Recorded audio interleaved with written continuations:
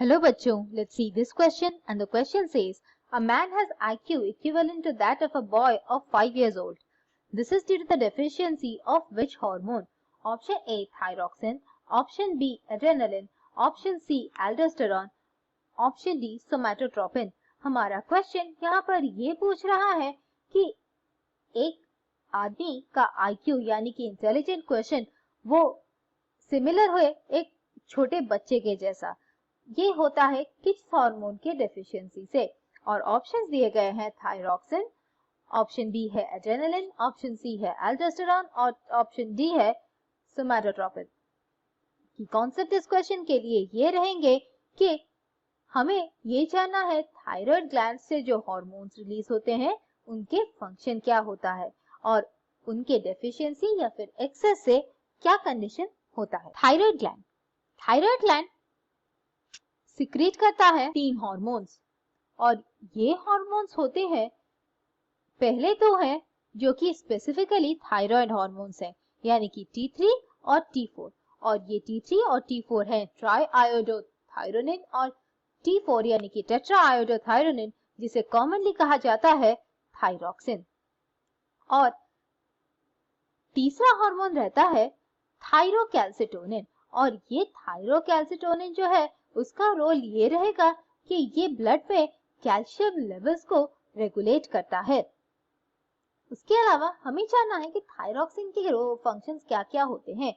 Thyroxine body में basal metabolic rate को control करता है यानी कि ये हमारे बॉडी के मेटाबॉलिज्म को कंट्रोल करता है। दूसरा फंक्शन ये रहेगा थायरॉक्सिन का कि ये मेटाबॉलिज्म को भी कंट्रोल करता है यानी कि fat metabolism, protein metabolism, carbohydrate metabolism, ये सारे भी कंट्रोल करता है। उसके अलावा जब ये बेसल मेटाबॉलिक रेट को कंट्रोल करता है तो ये इनडायरेक्टली हमारे बॉडी के टेम्परेचर को कंट्रोल करता है, और टेम्परेचर के कंट्रोल करने को कहते हैं थर्मोरेगुलेशन। ये जो थायराइड हार्मोन्स है और बेसिकली इनमें जो T4 है उसे थायरॉक्सिन कहा जाता है, और ये थायरॉक्सिन का जब डेफिशिएंसी होता है उस कंडीशन को कहते हैं हाइपोथायरॉयडिज्म। हाइपोथायरॉयडिज्म यानी कि थायराइड हार्मोन्स का सिक्रीशन कम होना। और ये हाइपोथायरॉयडिज्म में कई सारे मैनिफेस्टेशंस होते हैं, जैसे कि पहला, ये जब इन्फेंट्स में होता है तो उस कंडीशन को कहते हैं क्रेटिनिज्म। और क्रेटिनिज्म में जो सिम्टम्स होते हैं वो है कि इनमें आईक्यू लेवल गिर जाता है। उसके अलावा एब्नॉर्मल स्किन होता है और कई सारे बॉडीली डिफॉर्मिटीज भी आते हैं, जैसे कि इनका स्टैचर शॉर्ट होता है यानी कि इनका स्ट्रक्चर ये ज्यादा बड़े नहीं होते हैं। इसके अलावा इनमें डेफ म्यूटिज्म होता है यानी कि ये बात नहीं कर सकते हैं और ये सुन भी नहीं सकते हैं। दूसरा, अगर ये हाइपोथायरॉयडिज्म एडल्ट्स में होता है तो ये 2 फॉर्म में हो सकता है। अगर थायराइड ग्लैंड का एनलार्जमेंट होता है यानी कि थायराइड ग्लैंड बढ़ जाता है तो उसे कहते हैं गॉइटर।